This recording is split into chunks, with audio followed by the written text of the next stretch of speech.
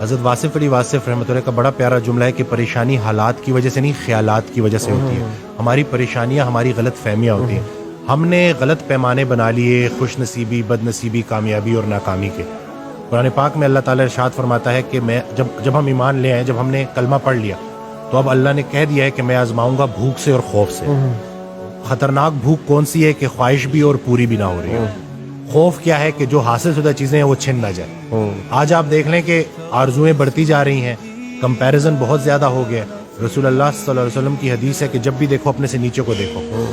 سر اٹھا کے اللہ سے کچھ مانگنے سے پہلے سر جھکا کے وہ ساری نعمتیں گن لو جو اللہ نے پہلے سے دی ہوئی ہیں. اینگزائٹی وسوسوں کی، نیگیٹو تھاٹس کی بیماری ہے. یا ماضی کا پچھتاوا یا مستقبل کے اندیشے. پریزنٹ مومنٹ میں بندہ نہیں رہتا، یا ماضی کے اس کے بارے میں سوچتا رہتا ہے. آدھے لوگ تو ماضی بدلنا چاہتے ہیں، دیکھیں کیا چاہتے ہیں.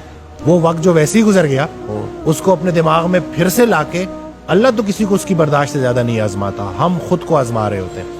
خطرہ باہر سے نہیں ہے، کیونکہ انگزائٹی میں نا ایک فیئر بھی ڈیولپ ہو جاتا ہے، خطرے کا احساس ہوتا ہے. خطرہ باہر سے نہیں ہے، خطرہ اندر سے ہے.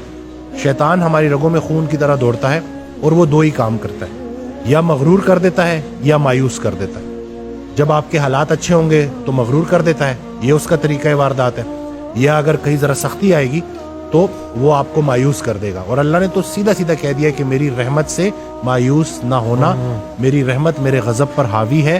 اپنے حال کو نہیں دیکھنا ہوتا، اپنے خیال کو دیکھنا ہوتا ہے. اس دن میں حضرت واصف علی واصف رحمۃ اللہ کی ایک آڈیو سن رہا، اس میں ارشاد فرماتے ہیں کہ پیغمبر کی ابتلا تقرب کی انتہا ہوتی ہے. جتنا پیغمبر تکلیف میں ہوتا ہے اتنا اللہ کے قریب ہوتا ہے. اللہ کی تقسیم امیر اور غریب کی نہیں ہے، خوشی اور غم کی نہیں ہے، قریب اور دور کی ہے. وہ ایک اور جگہ ارشاد فرماتے ہیں کہ اللہ کے راستے کی سب سے راز کی بات ہے کہ مشکل میں بھی آسان رہتا ہے. دیکھیں، چھوٹے ڈر کو بڑا ڈر ختم کرتا ہے. ہم دنیا کو لے کے الجھ گئے ہیں. رسول اللہ صلی اللہ علیہ وسلم کی حدیث ہے کہ یہ دنیا جو ہے نا کافر کے لیے جنت ہے اور مومن کے لیے قید خانہ ہے. ہم نے جو ہمارا مضمون تھا نا وہ ڈپارچر کا تھا، ہم ارائیول کو لے کے بیٹھ گئے اور یہاں سے نکلنا ہی نہیں چاہتے. قید خانے کی سب سے بڑی نشانی یہ ہوتی ہے کہ جب بھی انسان اس سے نکلے تو خوشی خوشی نکلے. تو فضل یہ نہیں ہے کہ انسان موت سے بچ جائے، فضل یہ ہے کہ موت آسان ہو جائے. جو زندگی اللہ نے رکھی ہے آسانی کے ساتھ، اللہ کی ذکر کے ساتھ، رسول اللہ صلی اللہ علیہ وسلم کی محبت کے ساتھ اور انسان کی خدمت کے ساتھ گزرے. یہ جو ہم آرٹیفیشل ہو گئے ہیں نا، مصنوعی ہو گئے ہیں، کہ جیسے ابھی آپ نے بڑی پیاری بات کی کہ آدھا مسئلہ تو سننے سے حل ہو جاتا ہے. ہم سفر ہم خیال ہو جائے تو منزل آسان ہو جاتی. اکثر آپ ہاسٹل لائف سے مجھے یاد آتا ہے کہ آپ لیٹے ہوئے ہو اور آپ نے کوئی ضروری جو ہے چیزیں لینے جانا ہے اور آپ کہتے ہو کہ دوست کو کہتے ہو کہ یار میں نے بازار تک جانا ہے لیکن بڑا تھکا ہوں، اور وہ ایک دم سے کہتے ہیں کہ چل یار میں بھی تیرے ساتھ چلتا ہوں. وہ بس اتنا کہہ دینا کہ چل یار میں بھی تیرے ساتھ چلتا ہوں تو پتہ نہیں کہاں سے ہمت آ جاتی ہے. تو ہم انسان جو ہے نا انسانوں کے لیے بنے ہیں، انسانوں کی خدمت کے لیے بنے ہیں. ہم مطلب لوگوں نے کیا کیا ہے، لوگوں نے انسانوں کو رد کر کے ان مشینوں کا سہارا لیا. جم کو میں اسی لیے بھی ریکمینڈ کرتا ہوں کہ جم میں ایک سوشل سپورٹ بن جاتی ہے، ایک جم کا اپنا انوائرمنٹ ہوتا ہے، آپ ریگولر بیسس پہ آ رہے ہوتے ہو، سلام دعا بھی لوگوں سے ہو رہی ہوتی ہے، مرر میں آپ کو جو ہے ریزلٹس بھی نظر آ رہے ہوتے ہیں. تو یہ اس وجہ سے نا وہ ایک سپورٹ مل جاتا ہے ان اینگزائٹی ڈپریشن کے پیشنٹس کو کہ جو گھر میں ایک جگہ ایک کونے میں بیٹھے ہوئے ہیں. اور اب وہ جو تنہائی ہے نا وہ ان کے لیے سب سے خطرناک ثابت ہو رہی ہے، کیونکہ اب جو ایک فارغ بندہ ہے وہ جو ہے شیطان کے پورے کنٹرول میں ہوتا ہے اور وہ پھر ان تھاٹ سے نکل نہیں پاتا. سب سے بڑی ایڈکشن جو ہے نا وہ نیگیٹو تھاٹس کی ہے. اینگزائٹی ڈپریشن جس نے گزارا ہو اس سے پوچھیں کہ یہ کس حد تک خطرناک ہوتی ہے. ایکسرسائز کچھ ہارمونلی بھی چیزیں چینج کرتی ہے، یہ بھی میں بتا دوں. ایکسرسائز ہوپ مالیکول ریلیز کرتی ہے. جب ہم مسلس کو کانٹریکٹ کرتے ہیں تو ہوپ مالیکول ریلیز ہوتا ہے جس کے اینٹی اینگزائٹی اور اینٹی ڈپریسنٹ افیکٹس ہیں.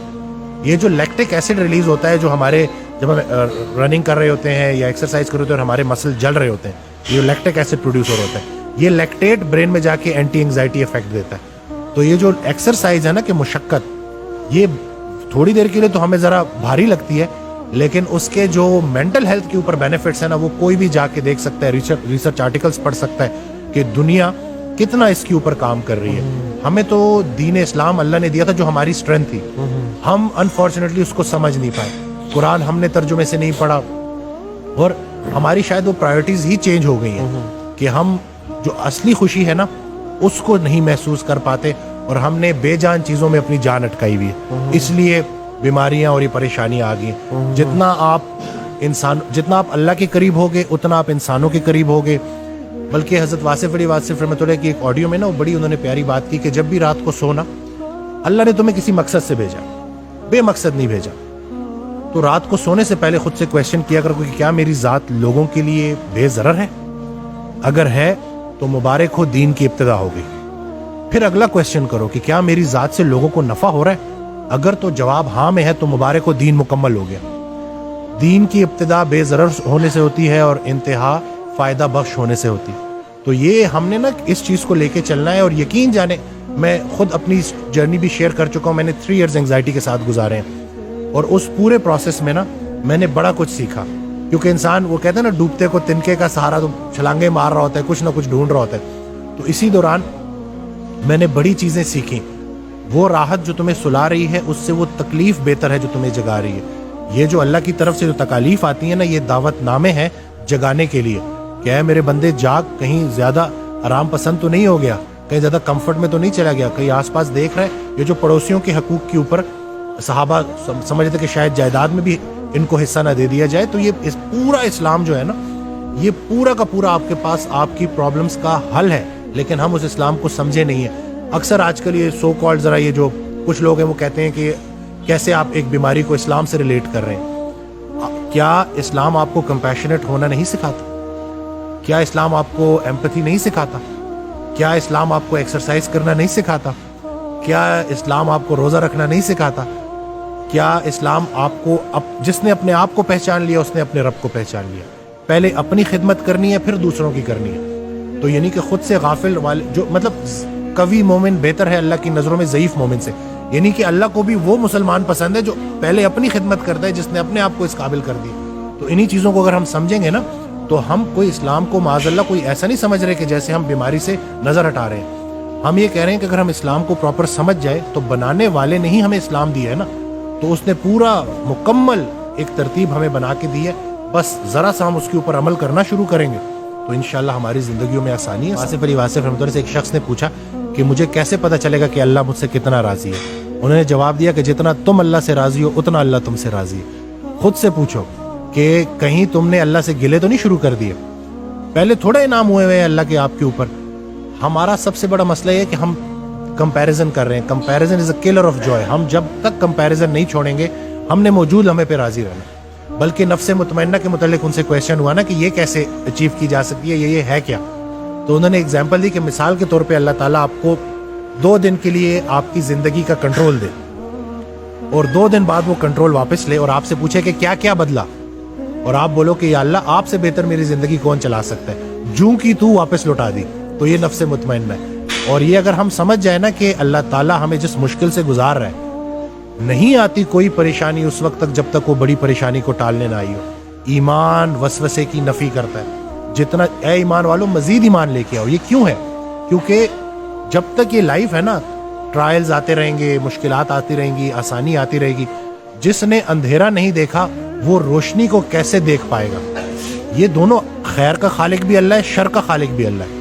بہت سارے لوگ نا جو گناہوں میں مبتلا ہو جاتے ہیں اور پھر وہ نا امید ہو جاتے ہیں, کیونکہ گناہ کے ذریعے شیطان کیا کرتا ہے کہ آپ کا دعاؤں پر سے یقین چھین لیتا ہے کہ اتنے گناہ ہو گئے اب کیا ہو سکتا ہے. حالانکہ اللہ تعالیٰ قرآن میں آپ کو بالکل ڈیفرنٹ بات بتا رہا ہے.